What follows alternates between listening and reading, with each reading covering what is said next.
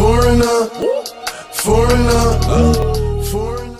According to the World Bank, the total share of people in the world living in extreme poverty, defined as $1.90 a day in international dollars, has dropped from 42.2% in 1981 to just 10% as recently as 2015.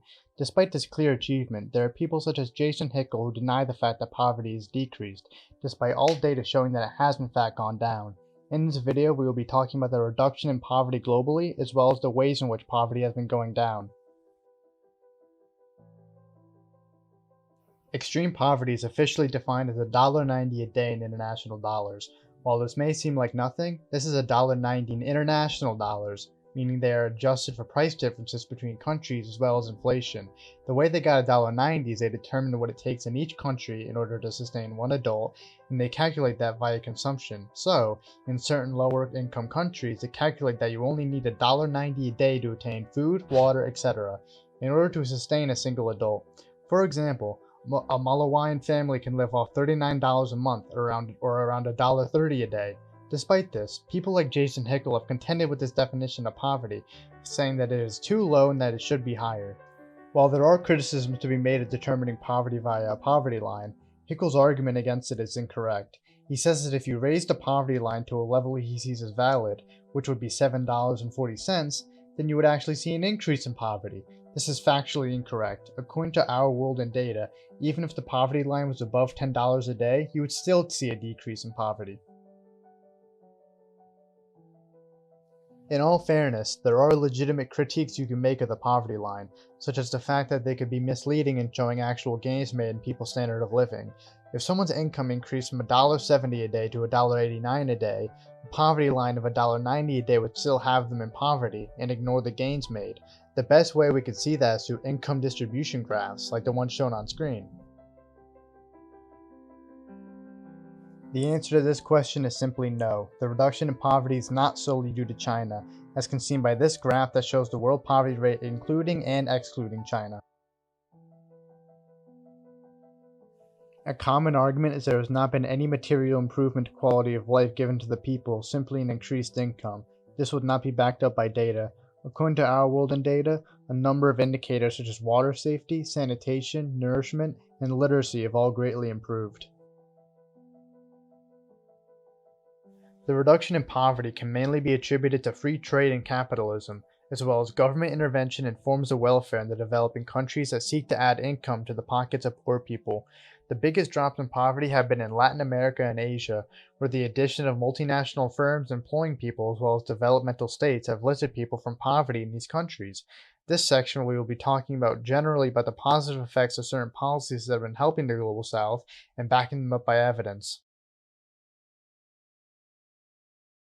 Leftists will accuse the developed world of exploiting the Global South by outsourcing there and creating jobs. While the conditions are not ideal, these are helping the workers in the Global South and are a large factor in helping them escape poverty. According to the Independent Institute, most sweatshop jobs provide an above-average standard of living for their workers. The reason this is happening, according to NBER, is that, quote, foreign ownership raises wages both by raising labor productivity and by expanding the scale of production and, in the process, improves the condition of work. Furthermore, there appears to be some evidence that foreign-owned firms make use of aspects of labor organizations and democratic institutions that improve the efficiency characteristics of their factory operations.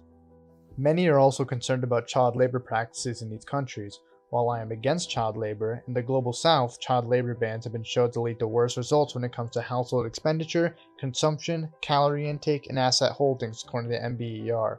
While these countries continue to develop and become better, they can start to get these kids into school instead of the workplace where they belong.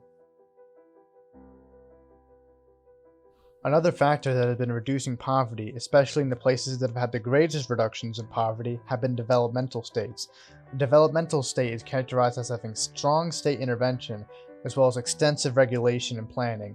A 2004 paper about India's growth surge wrote the following, quote, most conventional accounts of India's recent economic performance associate the pickup in economic growth with the liberalization in 1991. This paper demonstrates that the transition to higher growth occurred around 1980, a full decade before economic liberalization. We estimate a number of hypotheses about the causes of this growth. favorable external environment, fiscal stimulus, trade liberalization, internal liberalization, the Green Revolution, public investment, and find them wanting. We argued that growth was triggered by an attitudinal shift on the part of the national government towards a pro-business as opposed to pro-liberalization approach. We provide evidence that this is consistent with this argument. We also find that registered manufacturing built up in the previous decade played an important role in influencing the pattern of growth across the Indian states. In other words, India not only liberalized but implemented its own version of a developmental state, and as a result they prospered and had huge economic growth. The same thing can be said about countries such as Malaysia, Thailand, and Indonesia, where development states and industrial policy help propel these countries into prosperity. In addition, the same thing can be said about countries in Latin America, as these countries have used developmental states in order to improve education and pass redistributive policies. A number of papers by authors Nora Lustig, Luis F. Lopez Calva, and Eduardo Ortiz Juarez have documented the policies of these Latin American countries in their papers titled, quote, Declining Inequality in Latin America in the 2000s, the cases of Brazil, Argentina, and Mexico, and Deconstructing the Decline in Inequality in Latin America, where they talk about the massive declines in income inequality in many different Latin American countries seen here. The authors of these papers find the causes of this declining inequality to be caused by half government transfers and pensions plans, and half increasing incomes for workers at the bottom of the distribution, which they did via better education. While they didn't do a lot of the same policies done in Southeast Asia, they still managed to cut poverty via government action. The best example of the reduction in poverty from liberalization and capitalism will be China. Most of the change in China's poverty distribution came as a result of Deng's market reforms. It wasn't because of more investment into education, although I am in favor of more investment into education. Trade and market liberalization was a big part of Deng's reforms. One way I know that it was because of market reforms is by looking at China's Special Economic Zones, also known as SEZs. These zones were the first to adopt Deng's market reforms. They are far more advanced than other regions in China. In addition, in 1981, China's extreme poverty rate was 90%. By 2013, that number had decreased to just 2% according to the World Bank. Botswana and a lot of African countries have benefited massively from free trade, as according to Cognet Economics and Finance, trade liberalization has had a significant impact on economic growth in Botswana. In addition, the African Continental Free Trade Area, also known as AFCFTA, is estimated to boost regional income by 7% and pull 30 million people out of extreme poverty and 68 million people of moderate poverty by 2035, and generate a combined consumer and business spending of 6.7 trillion by 2030, according to the World Bank and Mo Ibrahim Foundation. I hope I have adequately gone over the reduction in poverty, critiqued poverty reduction deniers, and explained why poverty is falling in the global south, as well as gone over the positive effects that free trade has had on the people. I hope you all enjoyed this video.